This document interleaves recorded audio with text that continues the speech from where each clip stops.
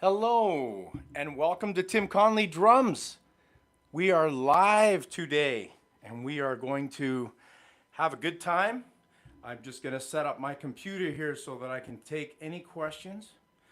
One thing that I want to say right off the bat is if you have a comment or questions, please feel free to type and I'm going to respond live. Obviously, I'm not going to be over here typing. I'm just going to talk to you directly. So whoever wants to make a comment or ask any questions, I will talk to you directly, okay?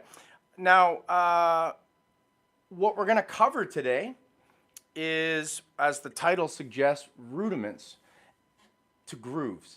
And what that means is we're going to take some standard rudiments, pretty simple rudiments to be totally honest, but we're going to try and make them groove as opposed to always playing them orchestrated around the drum kit. Now another thing I want to ask, I'm going to wait for a few people to show up, is please let me know you're here. If any of my students show up, please let me know you're here.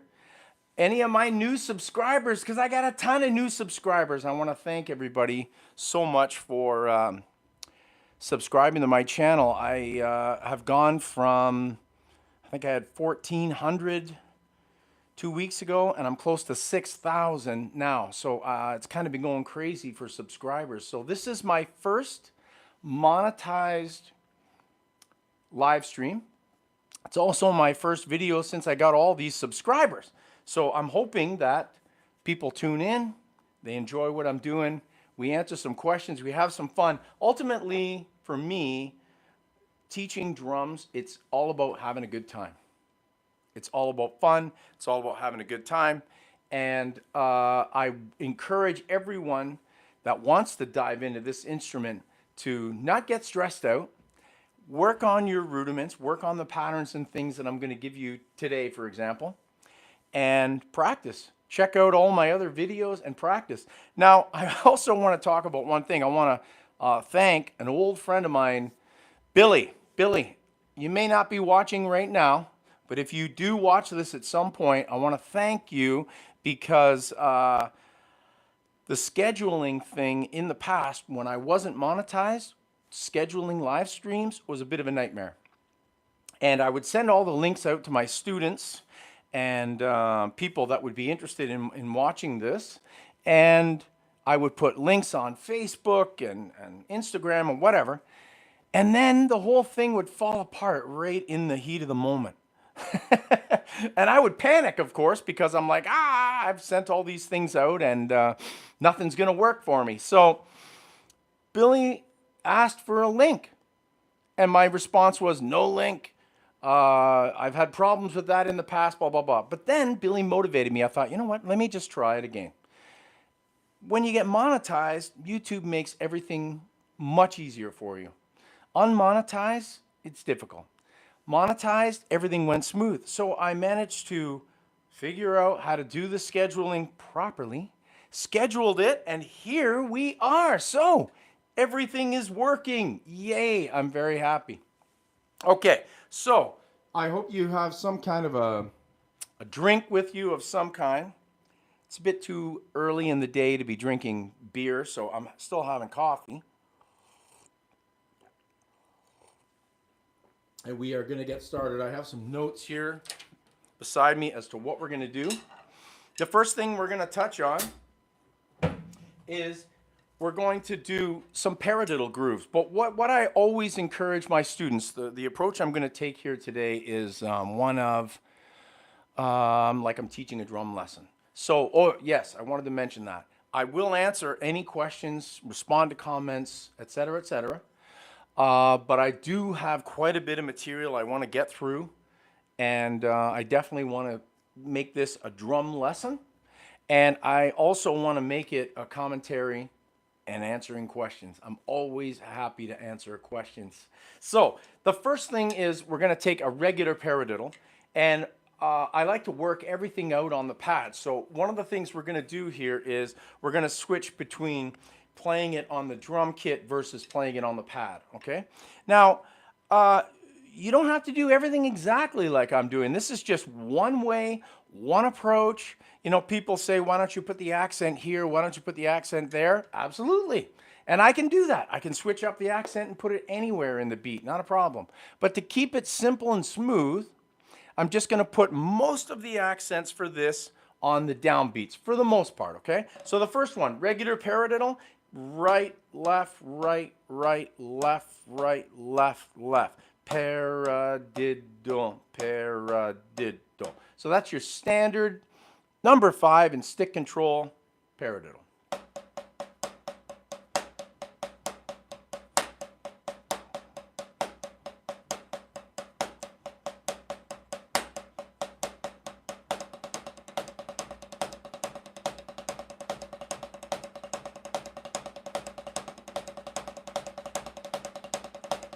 Nice and relaxed, smooth.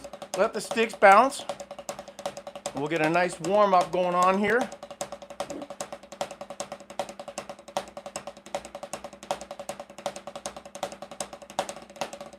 All right, so I just got a note here. Theo, my grandson, has joined us. Hi, Theo. Hi, pal. I'm so happy you're here. He just turned 1. This guy's going to be a drumming machine. We've already got him on the drum kit. I think I made a post, a community post a week or 2 ago, and it's a poster of a baby, and it says, born to drum? That's Theo. That is my grandson, Theo. So, Lindsay, happy to have you here. Theo, you probably won't pay attention for too long because he is only 1. But that's okay. That's how it starts. So this paradiddle, once again,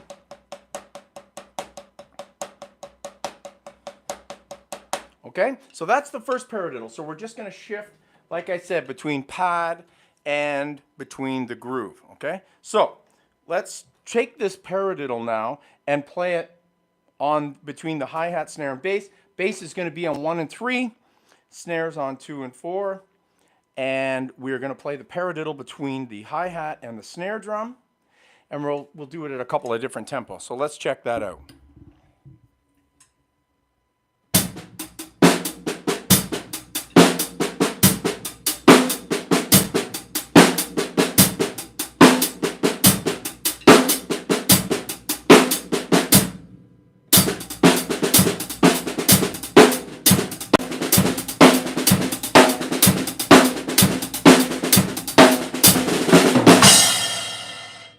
On the ride cymbal.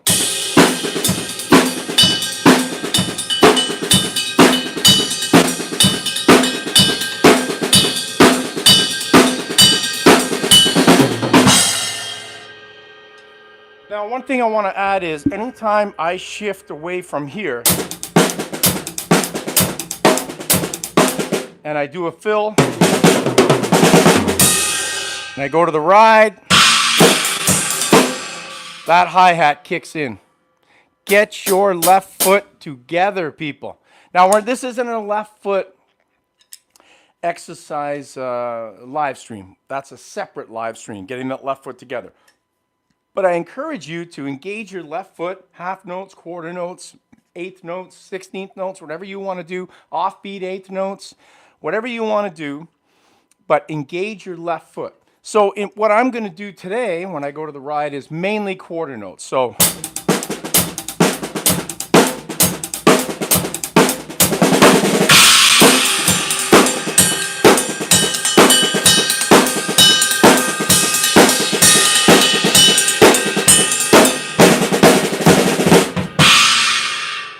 okay, so that is the first one. Slow. 1 E and a 2 E and a 3 E and a 4 E and a. Playing it as 16th notes. 2, 3, 4. 1 E and a 2 E and a 3 E and a 4 E and a 1, 2, 3, 4. 1, 2, 3, 4. All right, so that is the first one. Now back to the pad. Move on to the next one, which is the inverted paradiddle.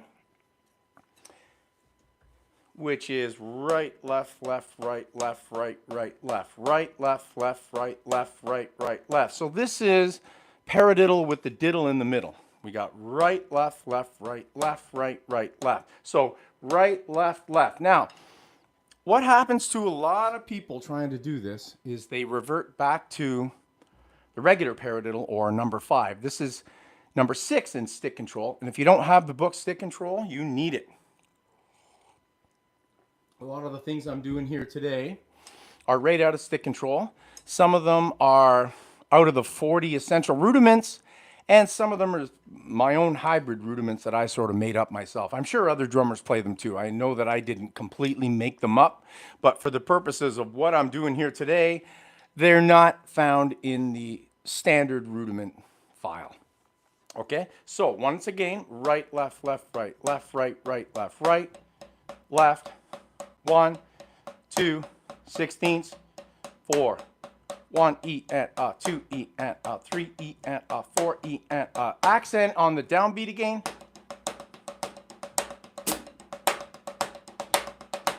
Can add some time.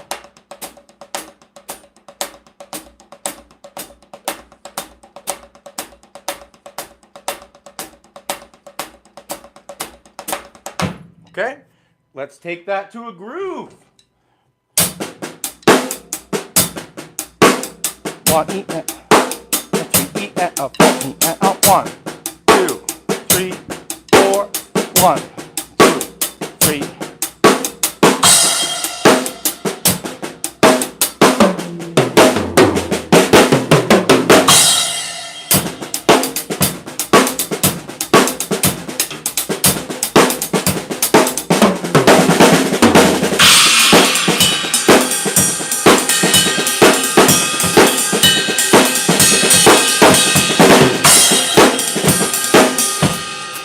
So you got the idea, right? Now notice I'm using this what David Garibaldi calls the 2-level sound concept. So loud, soft. And this creates flow and dynamics. And of course it's normal for things to fall around drums because there's some heavy vibrations coming off these. My snare drum's about to fall too now. We got to fix this up a little bit here. Otherwise, I'm going to move this book up on the table. No worries. Okay, once more. I'm just going to move this mic here. It's easier to play without it right on me.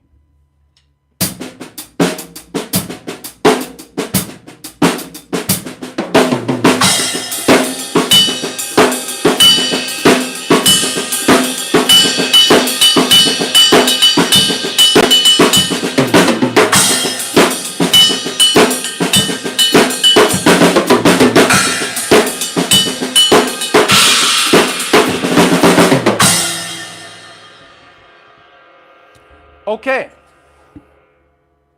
so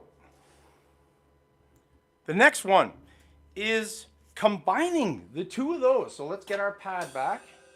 I will get to the comments and or questions momentarily. I'm just going to get through part of this lesson, and then I'm going to check out what people are saying over here. I did see about my daughter being here, but I'll check the rest out in a second. So the next one is, I believe it's number 33 in stick control, and it's combining the first paradiddle with the second paradiddle. I'm just going to change my stick here. I notice it's chipping off a little bit on the tip. So right, left, right, right, left, right, right, left. So we're combining numbers 5 and 6 in stick control. Right, left, right, right, left, right, right, left.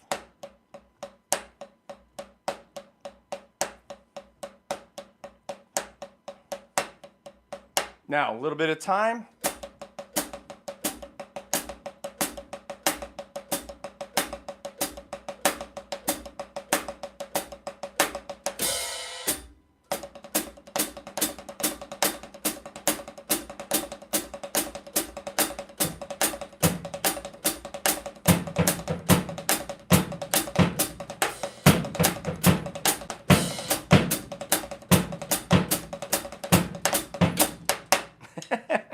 Sorry, I got carried away there.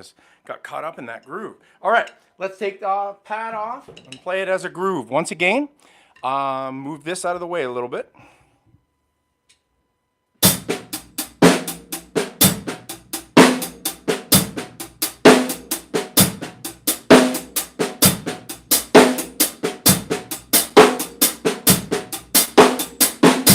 One more time, just to give you the sticking. Right, left, right, right, left, right, right, left.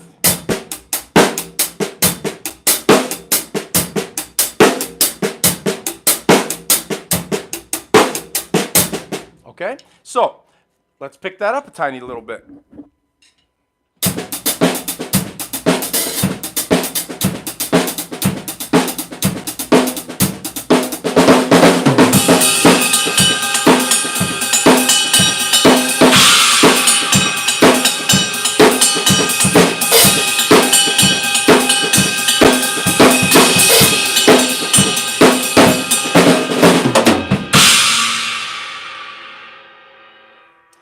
So I love that sticking. One of the ways to remember it, because my students always say to me, well, how do you remember that? How do you build up the speed? One of the ways to remember it is counting it, obviously, but remembering the right hand is playing all the doubles in the stroke when you're doing a right hand lead. If you want to do left hand lead, you can do that too. In that case, the left hand is playing all the doubles.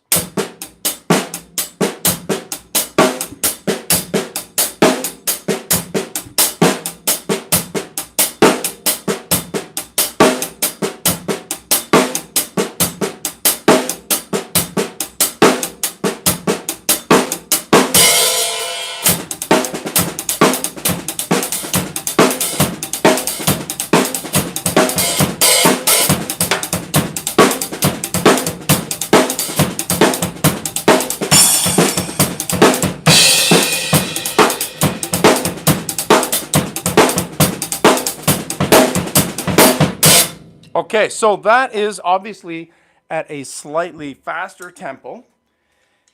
And like I said, anyone watching, please feel free to ask questions. So let's see here.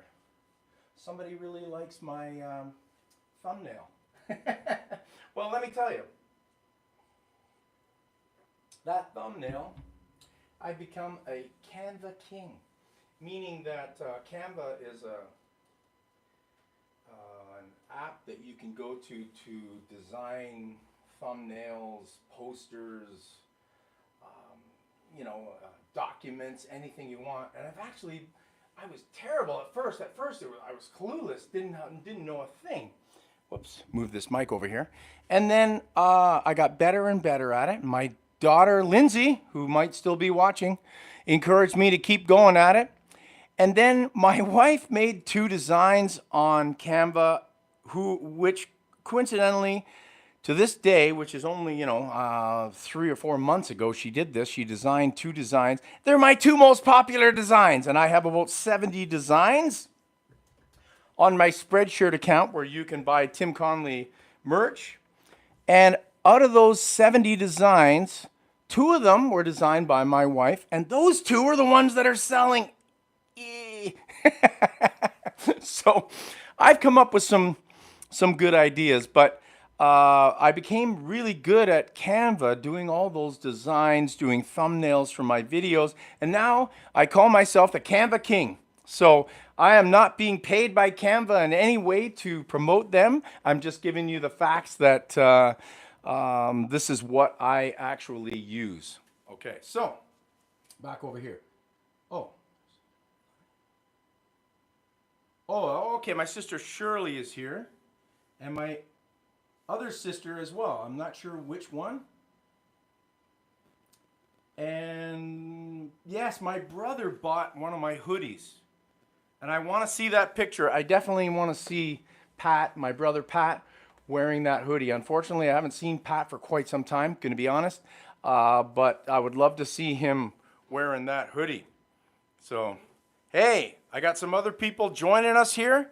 Lucifer, Yes, Lucifer. Let me tell you a little bit about Lucifer. This guy, he's only been playing drums for a short period of time. He's got a wicked drum kit.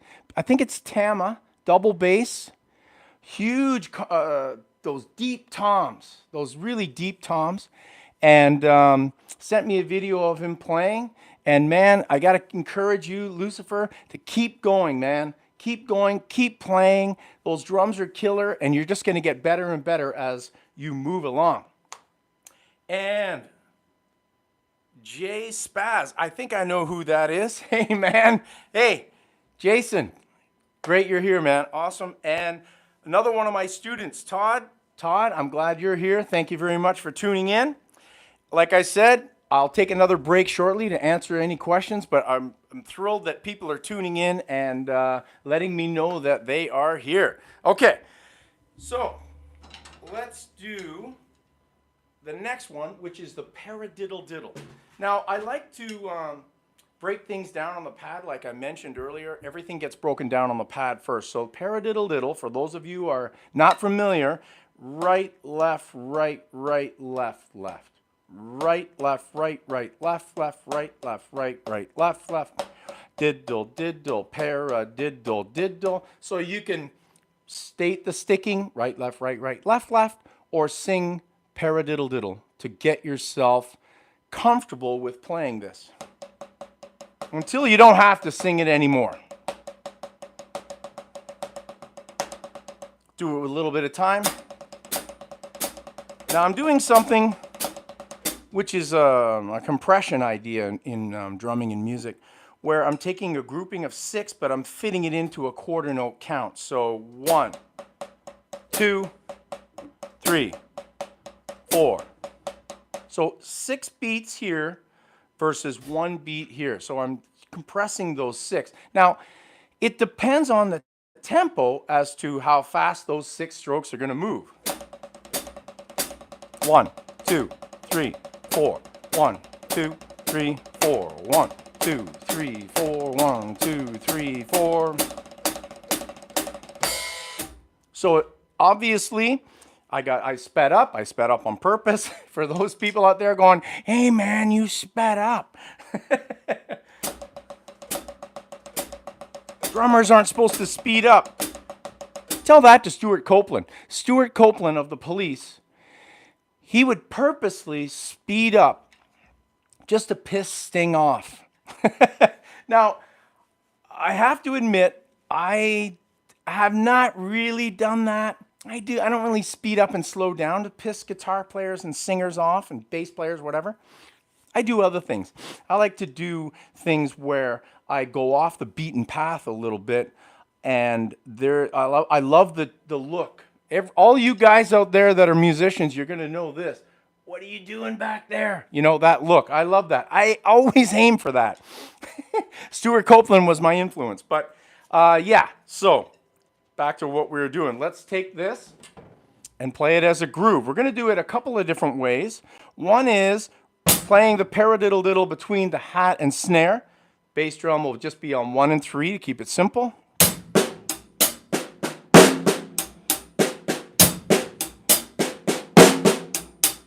So you'll notice on beat 2 and 4.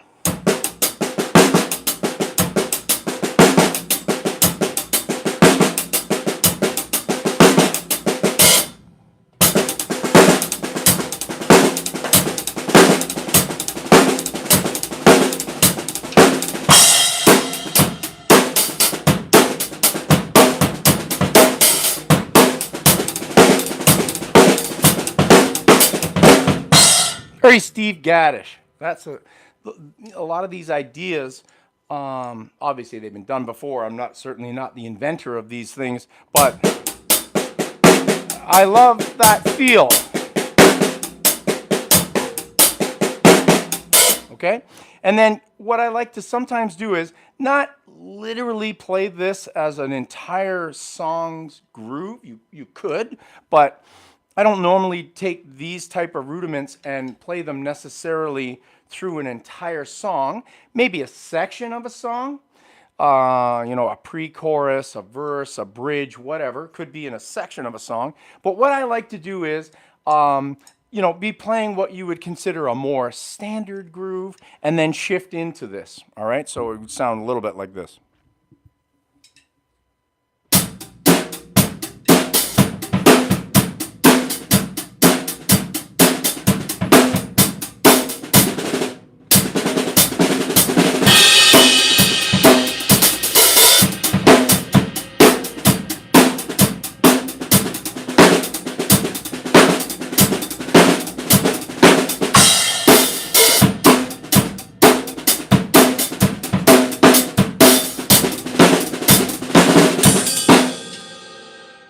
Okay, went off the beaten path there a little bit. Todd says, I might be your oldest student. You are not. I have two older students, male and female, that are older than you. Both, I believe, are in their 60s, but I'm not going to say their names because sometimes people get upset about saying their ages. So, but two of my adult students are older than you, Todd. Sorry about that. But maybe someday. You stick with the lessons, maybe someday. But I do have to tell you, my longest running student in terms of taking lessons with me is a boy. He's 11. His name is Julian. And if you're there, Julian, I'm saying hi to you, man. He's a great kid. I love Julian. He's been taking lessons, I believe, since he's 5. He's 11. He's a great little drummer. And Julian is my longest running student. But another one of my adult students here, Jason, he has also been taking lessons with me for a long time. It's got to be 5 years. Also, Todd. Todd's been taking lessons with me for a long time, too. So it's great to have some long-term students showing up. These guys can't get enough of the drums and music. I love it. I love enthusiasm. That's what I'm here for. I'm here because I'm excited about music and drumming, and I like to perpetuate that in all my videos and to all my students, and as much as I possibly can, get excited about music, okay? So, back to this paradiddle diddle one more time.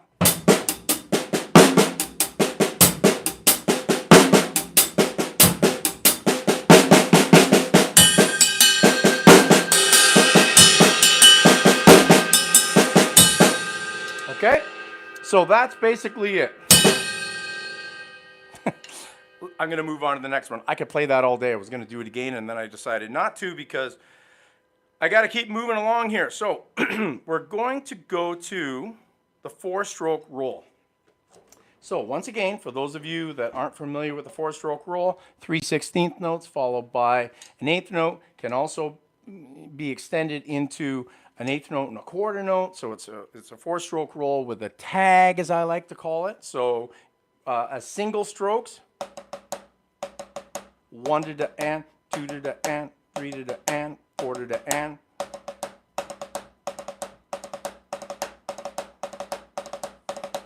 Now, once again, as far as the accents go, generally speaking, it's either on the downbeat or the very last beat, the and. You can put it in the middle if you want. I personally don't really do that, but that doesn't mean you can't do that. Here it is right at the end,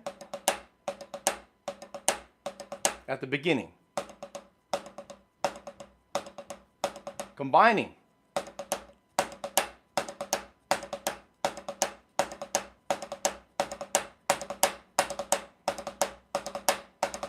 Okay, so get that rudiment down.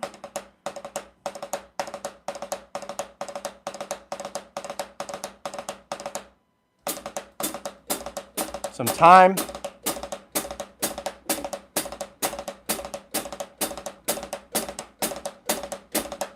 Okay, take the pad off. As a groove, what I like to do is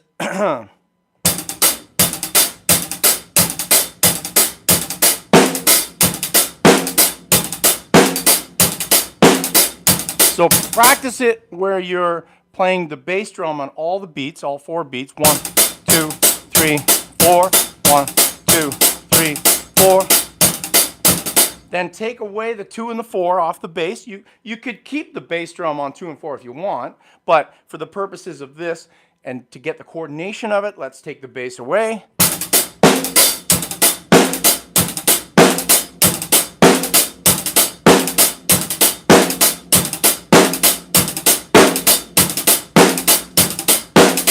Again, you could play that as a groove, like in a tune. You can do that. Nobody says you can't. I like to take that and throw it in, like I said earlier. So let's say...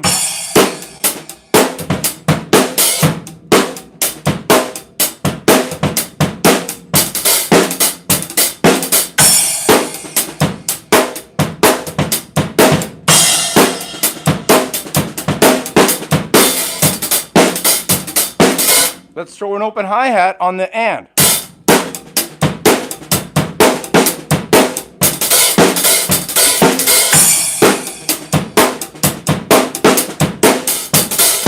You can do that for 1 beat.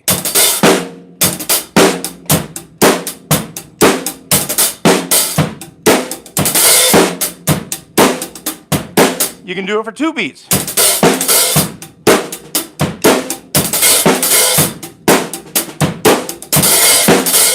So you can choose how many beats you want to play that. You can do it for extended period of time, 2 bars, 3 bars, whatever. But that's the 4-stroke. I forgot to do one thing with the paradiddle diddle, and that is I did the separation where I went.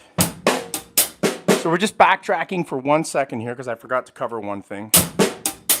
We did that one, but I forgot to do this one.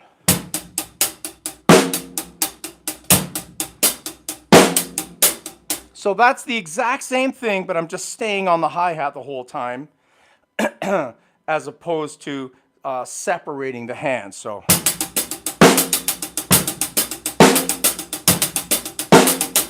now I've been playing most of these straight, but that one, it's got a little bit of a swing feel that I like to throw in.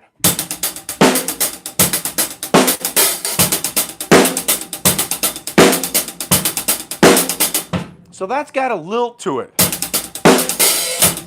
you know? Triple it, triple it.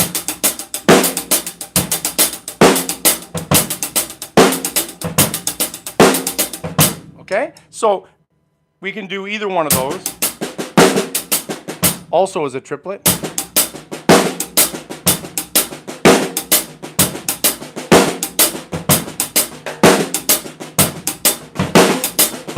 Beautiful feel, I love that.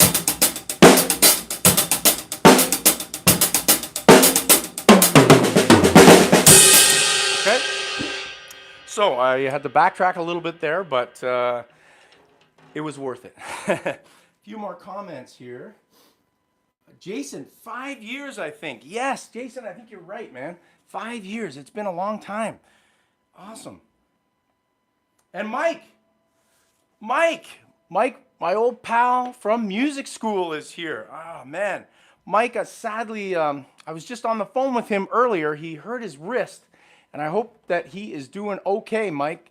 Hang in there, buddy. I hope you're doing okay. Let me tell you something about Mike really quickly. Mike and I were in music school together. Mike, you know, this guy can play his ass off. What a great player. I remember he was a year ahead of me.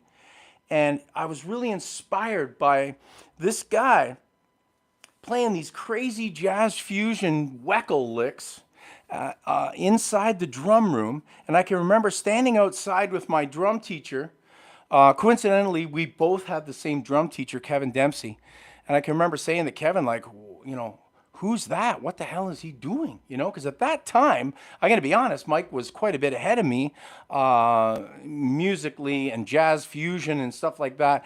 I was just, this is the early 90s, I was just getting into jazz fusion and jazz and understanding more complicated music and whatnot. But Mike was already in it. So I was inspired by Mike and Kevin. Kevin heavily inspired me to start checking out jazz and jazz fusion. Now, I know if Mike was here, he would say, I'm not really a jazz guy, but I know if you were to watch Mike play, and I have, because I remember one time I played at a Beatles festival in Aurelia, huge gig, and Mike played, and he was a sub drummer, if I'm not mistaken, and he played the entire White Album. And as Mike would tell you, that album from cover to cover is one of the most difficult albums to play because there's so much going on dynamically, the phrasing, the grooves, to play like Ringo. And you Ringo haters out there, I dismiss all of you. Ringo, there's a reason why the Beatles are the greatest band ever. Ringo's part of it. He was an awesome drummer. Ask Mike about how difficult it is to try and play all the stuff that Ringo plays. So Mike, I hope you get better, man.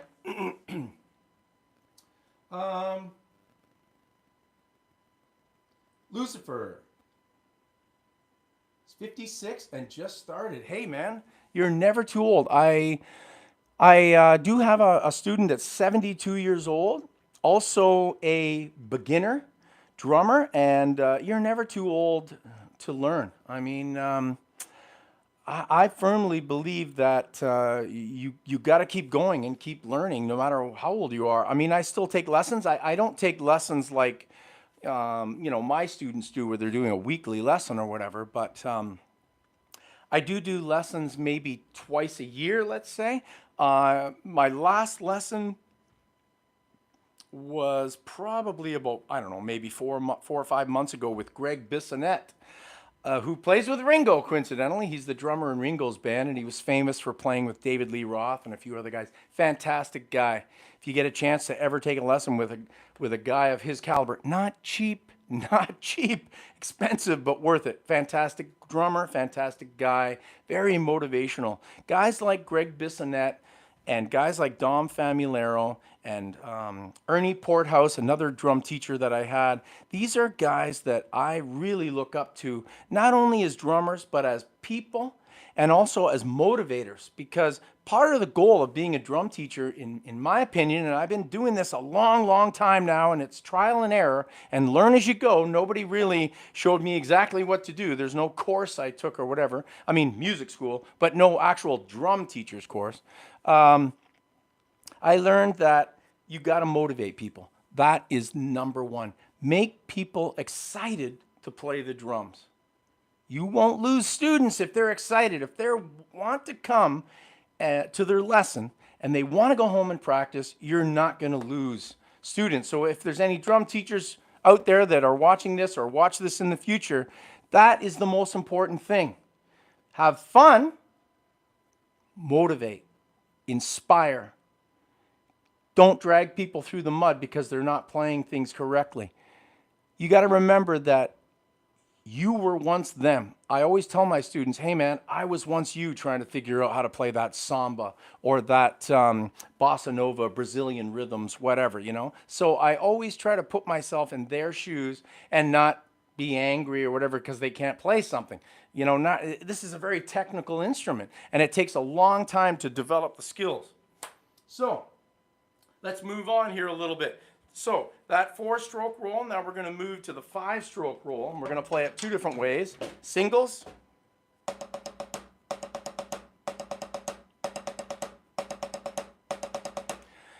Now, one of the things that I teach my students is alternate counting ways. You can count this like as if you were playing in 5/8, 1, 2, 3, 4, 5, 3, 4, 5. Alternate them. 1, 2, 3, 4, 5, 1, 2, 3, 4, 5, 1, 2, 3, 4, 5, 1, 2, 3, 4, 5.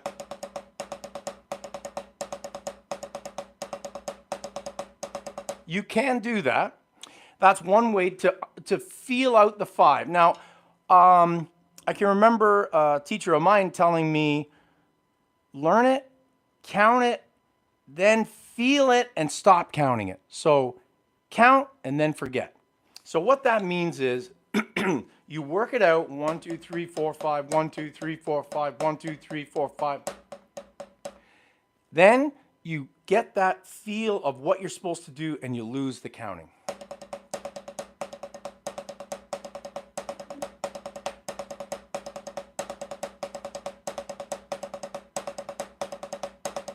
Okay, so that's the singles for the 5s, alternating. I'm accenting basically downbeat. I'm doing that compression thing again. I'm shoving 5 strokes into a quarter note. 1, 2, 3, 4. 1, 2, 3, 4.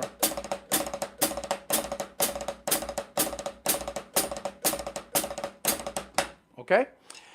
Now, to develop that kind of speed that's necessary to play these things, check out my grips, the 4 grips video, which is German, American, French, and traditional.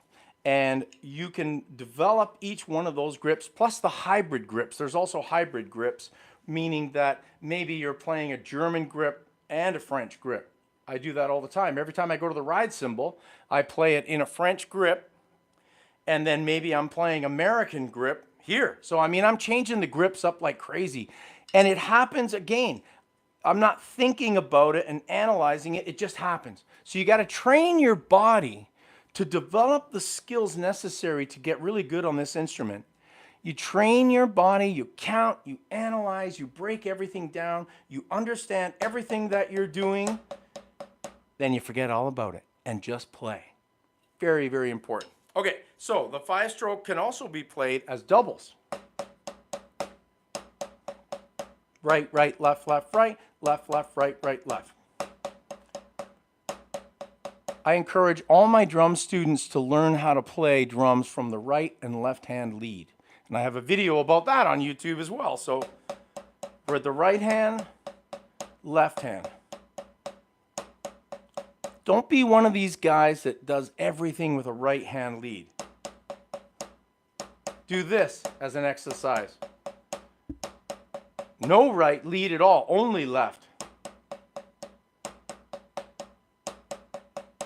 When you feel comfortable with the left, then you can alternate. Okay?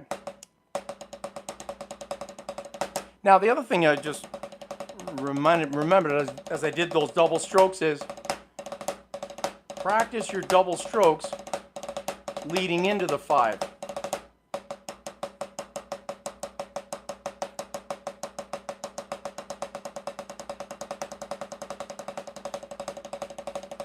Make them nice and smooth and relaxed. Try and hit that second note.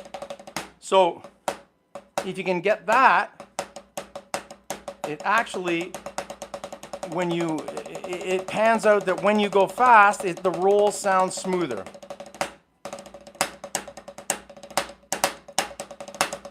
Okay?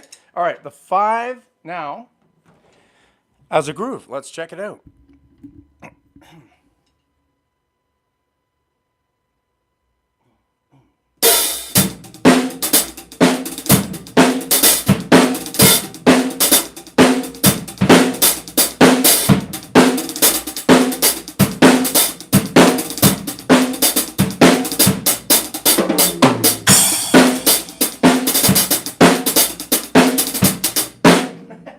Kind of monkeying around there a little bit. There's the 5.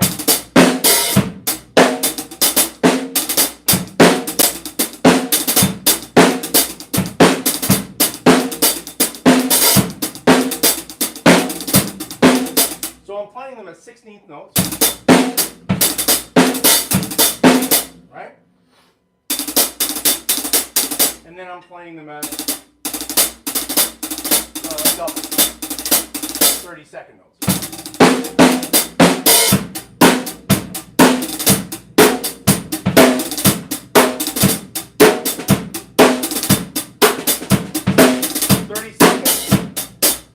All that is 30 seconds.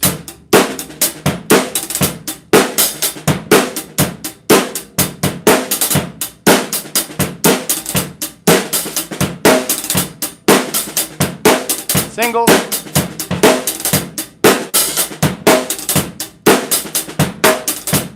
Doubles.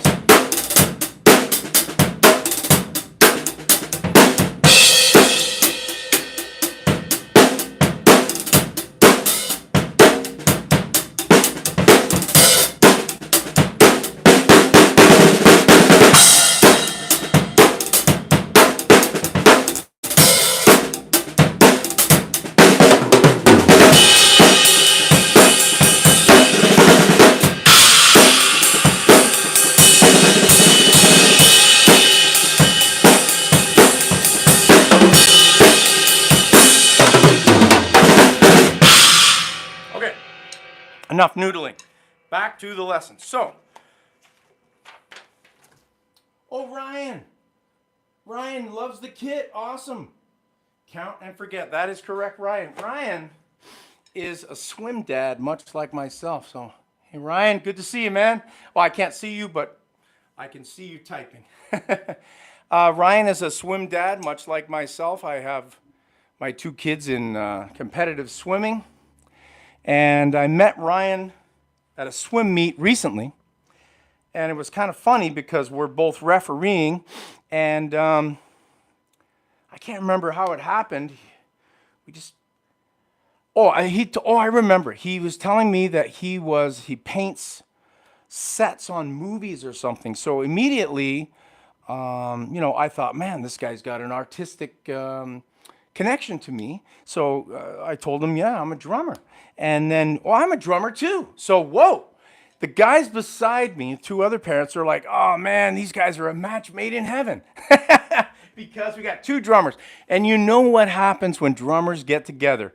Gear talk. What do you play? Yamaha. What kind of cymbals you got? What kind of sticks do you have? What size? 5As. Oh my God, I play 5Bs. Like, it's hilarious when drummers get together and the drum talk. So even though we're supposed to be, and we were, don't get me wrong, we did a fine job of refereeing.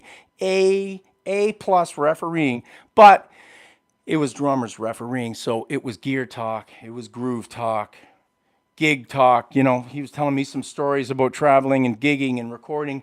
And of course, that's my genre. I got to do the exact same thing. So we were exchanging stories. It was a great time. Ryan, it was awesome to meet you, and I'm glad you're here for the live stream.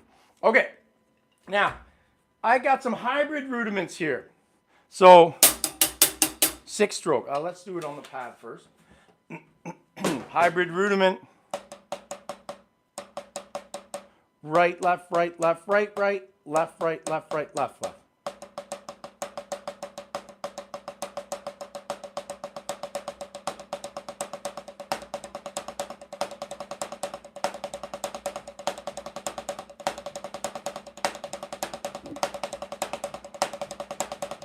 Now, like I said, that rudiment is not written in the 40 Essential Rudiments. I don't necessarily teach that when I'm teaching drum corps. However, I have instituted it because it's my own little thing that I sort of came up with. But I know that I didn't come up with it. I know other drummers are doing it. I'm just saying that I've never seen it written down anywhere formally in stick control or any book for that matter. And I mean, it's a pretty easy thing. So right, left, right, left, right, right, left, right, left, right, left, left. Now I mentioned earlier about throwing in a tag. What does that mean? So let's...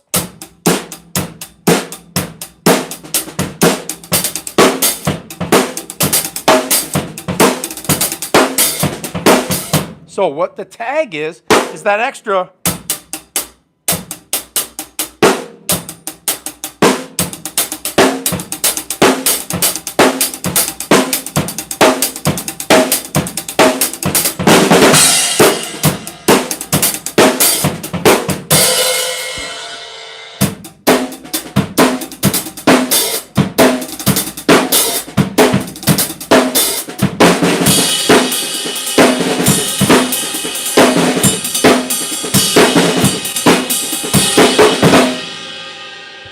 off the ride cymbal,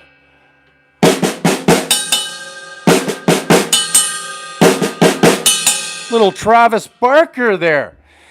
Travis likes to play a lot of rolls and fills where he includes the bell of the cymbal.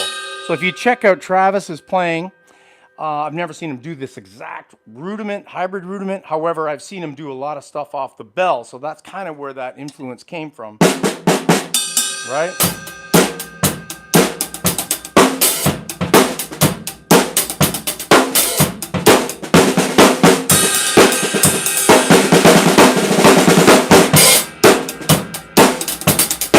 Now I'm doing it as singles, which is kind of like a 4-stroke roll.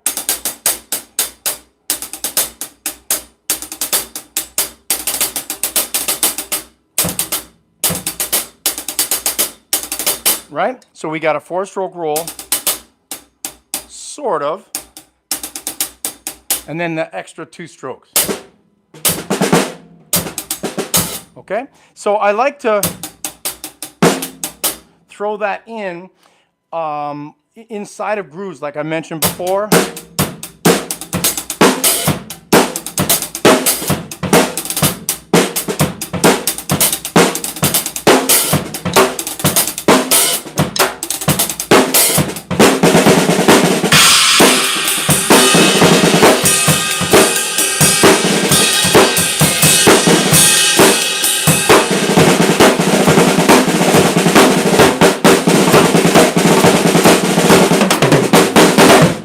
All right, so that is an awesome hybrid rudiment. Another one is sync. This is not necessarily a hybrid rudiment. It's a 6-stroke roll, right?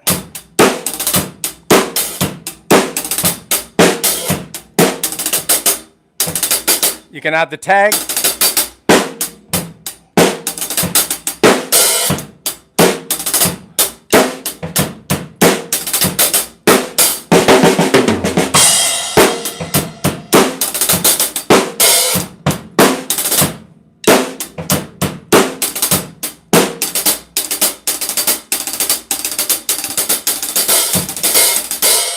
So we can add that 6-stroke in there as well.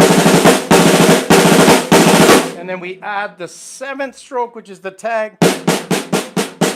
1, 2, 3, 4, 5, 6, 7.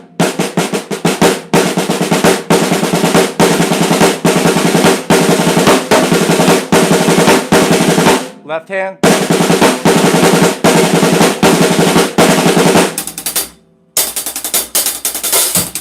Okay. Whoops.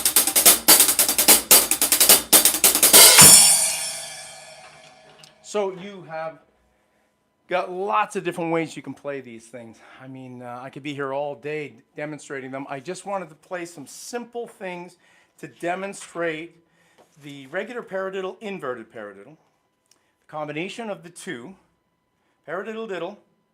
Oh, I forgot one, the inverted paradiddle diddle. All right, so this one, we got to cover this one too. Inverted paradiddle diddle, which is the paradiddle diddle with the diddle in the middle. Woo! So, right, left, left, right, right, left, right, left, left, right, right, left, right.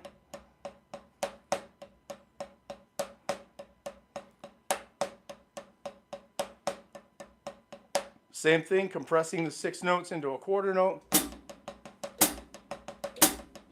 1, 2, 3, 4. Take the pad off. Right, left, left, right, right, left, don't forget.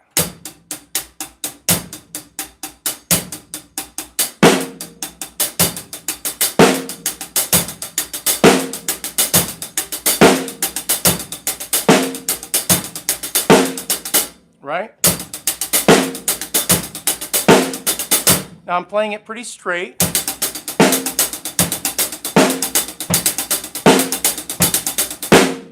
Swing it.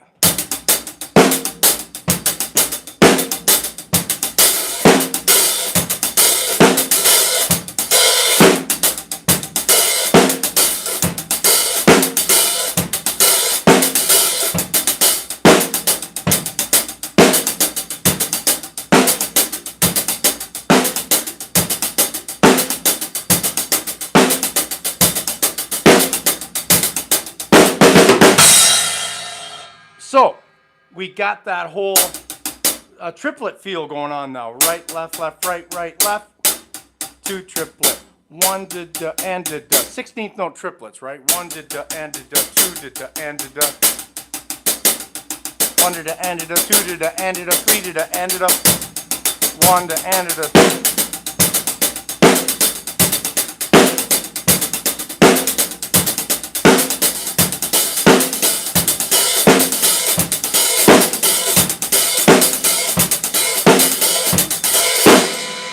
So these are all just simple rudiments and hybrid rudiments that are coming together to create grooves and fills and phrases. And that's one of the things that I like to do, inspired by, well, all drummers inspire me. My students inspire me. Last night, teaching one of my students, his name is Devin, and he introduced me to this band, which I can't remember the name of the band. And I know if you're watching, Devin, you're going, the band is called, I can't remember the name of the band. Anyways, it's extreme metal.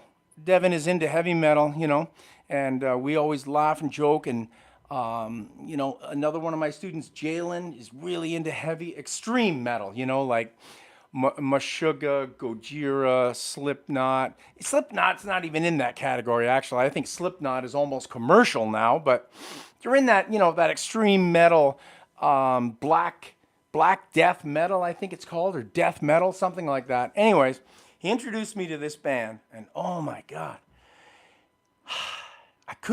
I mean, I can differentiate between drums, bass, guitar, keyboards, vocals, backup vocals, horns, you name it. I can usually differentiate all the instruments, and I can focus, and I can take the song apart and just focus on the drums. Just focus on one part of the drum. Just focus on the keyboard. Just focus on the guitar, what he's doing. Just focus on the bass player, etc., etc. In this music, absolute wall of sound, I could not differentiate. I mean, the drummer was playing extremely fast, and I knew what he was doing. Blast beats, which is not my forte, so I'm not even going to try and demonstrate them here today. I'd have to spend some time practicing them. Even though I love that music, it's not really my thing. I've never done a blast beat, well, I've done blast beats, but I've never done a gig where I played them for the entire night, you know, Infant Annihilator type gig or anything like that. Never did any of those.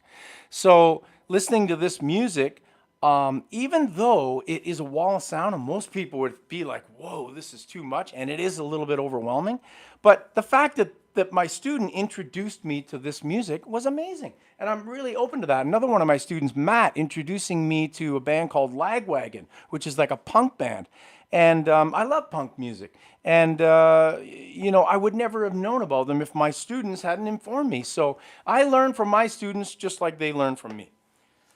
Okay. Mike again, I always thought you were a single stroke guy, inspiring. Well, I used to be, Mike. I can remember going to a Journey clinic. It wasn't Steve Smith. It was the drummer before Steve Smith. Help me out here. I can't remember his name. Went to this clinic. Can't remember the guy's name. He actually got arrested for assaulting his wife or something, got kicked out of the band. And then I think Omar Hakim took over for a while, and then eventually Steve Smith came back. Now Steve Smith's kicked out. I don't even know who's drumming for Journey anymore, to be honest. I'm not sure who it is. But I remember he was playing all single strokes at this clinic, and I thought, man, does this guy have anything else in his arsenal other than just singles? Not dragging him down, because he's Dean Castronova. That was his name, just came to me. Dean Castronova. Fantastic drummer, don't get me wrong, but all singles. And I can remember thinking, I love to see some double strokes in there.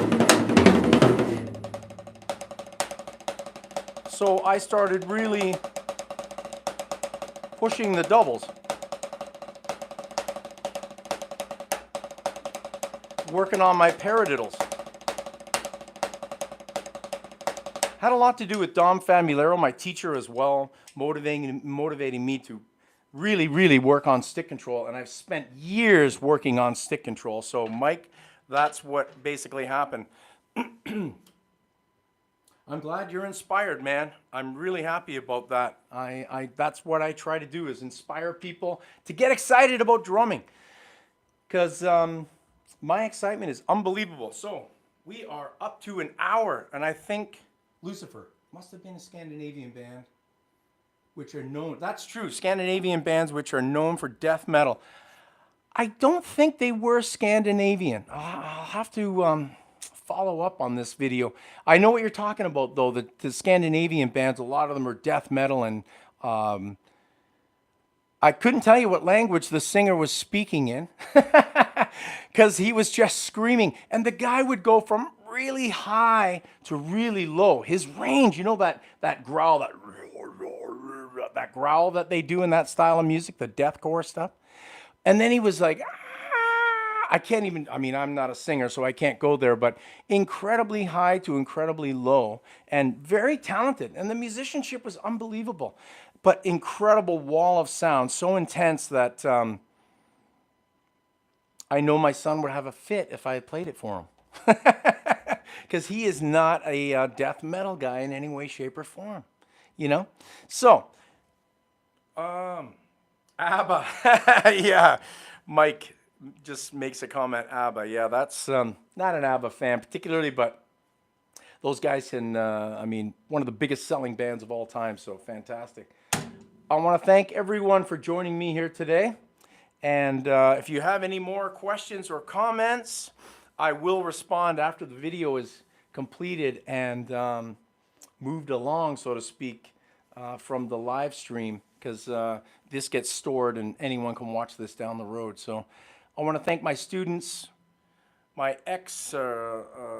not ex, but old schoolmates from music school showing up, and Ryan showing up, and you know, anyone else that showed up here today to check this out. I really, really appreciate it.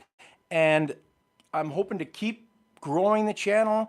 Like I said, I've grown from 1,400 subscribers to almost 6,000. I know that if I check my phone after this, I'll probably be close to 6,000. It's just every time I check my phone, I'm getting 10, 15, 20 new subs. So it's just awesome. I really appreciate it. And I want to thank everybody for joining me today.